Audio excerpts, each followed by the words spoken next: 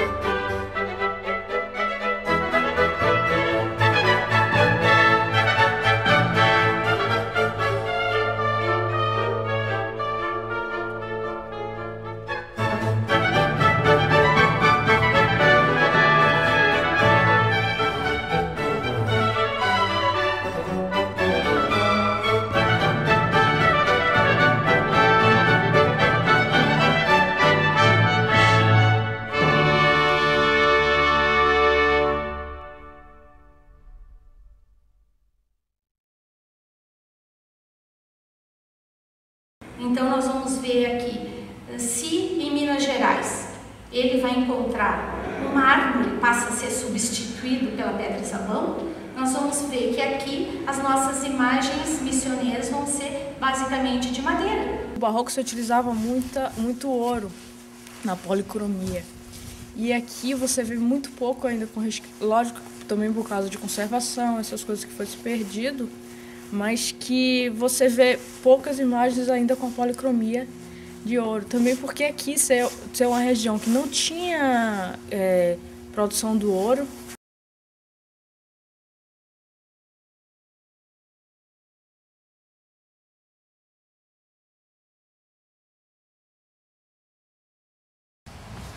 O objetivo é transformar essa área toda aqui que você está vendo, que é o sítio arqueológico, toda a área que você está vendo aqui cercada, tá? Transformar isso daqui em um museu, aqui atrás, transformar isso aqui num laboratório.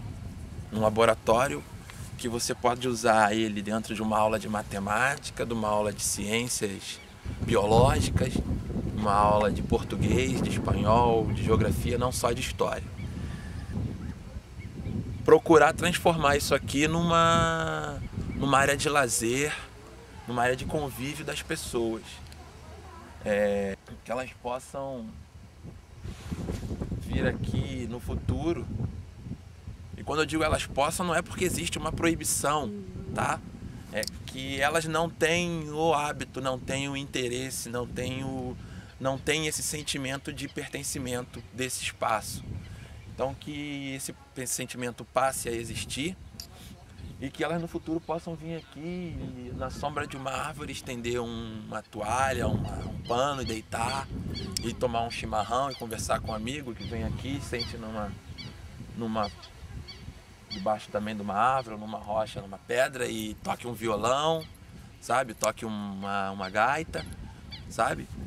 As ruínas é um patrimônio histórico, mas como tu comentou, por que botar pessoas em cima onde foi um cemitério sagrado dos Guaranis?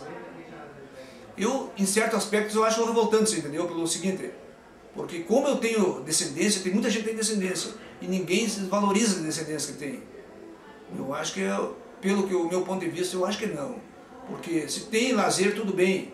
Aquilo ali é um patrimônio que tinha que ser aberto para a população. Tu vai ali, tu tem que pagar para entrar ali. Digamos assim, eu posso transformar a minha casa em um espaço místico, se eu quiser, sabe? Se as pessoas querem ver isso aqui como um espaço místico, podem ver. Não há nada que as impeça.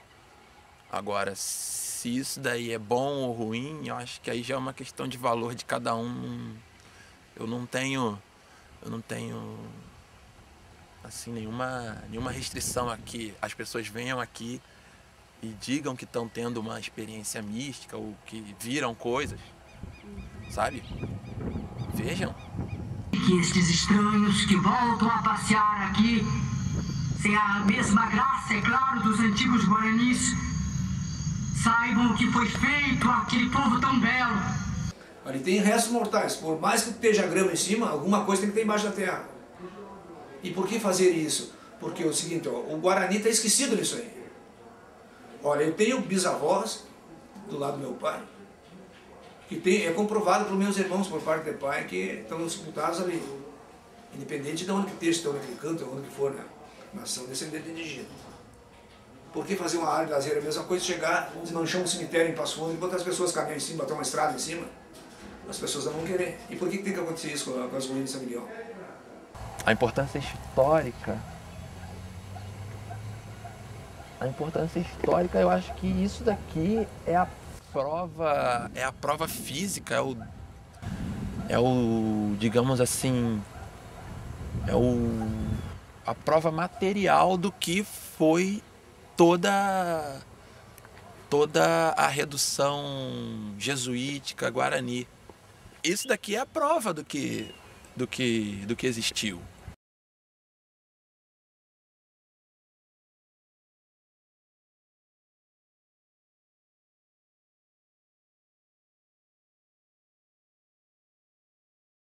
As pessoas que vivem lá, ou aqui, dependendo de que tamanho a gente vai dar geograficamente para essa coisa chamada missões, tem como ideia de que possuem, de algum modo, direto ou indiretamente, uma suposta herança missioneira. Culturalmente, não é? Há uma herança guarani nas missões, essa questão é mais delicada. Nós vemos indícios, pequenos traços, nós vemos, por exemplo, as pessoas utilizando a erva mate como uma beberragem, a gente pode observar as pessoas usando eventualmente um pala ou um poncho, enfim, são pequenos traços da alimentação, às vezes numa palavra, às vezes num topônimo, que indicam uma presença cultural guarani. Mas de fato, ela foi tão forte a ponto das pessoas lá poderem se considerar missioneiras, elas herdam efetivamente essa herança? Essa é a grande questão. E eu pessoalmente acredito que não. Em 1828, por exemplo, quando o general uruguaio Frutuoso Rivera invadiu a região, ele recolheu praticamente todo o restante dos remanescentes guaranis que estavam ali, que tinham sobrevivido depois das guerras guaraníticas, depois de um período de ocupação portuguesa da região a partir de 1801. Ele foi lá, invadiu essa área com interesses políticos específicos, ele tinha interesses no Uruguai, e levou numa gigantesca migração toda essa gente para o Uruguai. E ao contrário, os uruguaios, de uma forma geral, pelo menos o material didático uruguaio, pelo menos a historiografia tradicional uruguaia, fala em termos de eles terem uma herança charrua. Então existe um charruísmo muito forte no Uruguai, que na verdade ele não corresponde efetivamente à realidade, porque houve um processo de massacre permanente desde o início do século XIX até o combate de India Muerta em 1831, onde eles praticamente foram aniquilados, os charruas no Uruguai. Então, eles praticamente eliminam lá a herança charrua, e a herança que eles têm, que é a missioneira, a Guarani, eles não reconhecem. E nós reconhecemos aqui a Guarani, que efetivamente está fora do lugar, está deslocado.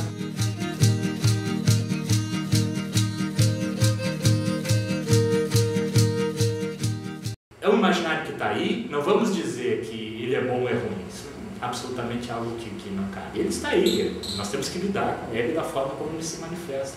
É uma das coisas mais perceptíveis que a gente tem, inclusive, para lidar, em termos de entender a realidade cultural dessa região. Agora, se isso tem ligação com fenômenos ou fatos do passado, aí já é muito complicado. E minha opinião é que não há relação direta.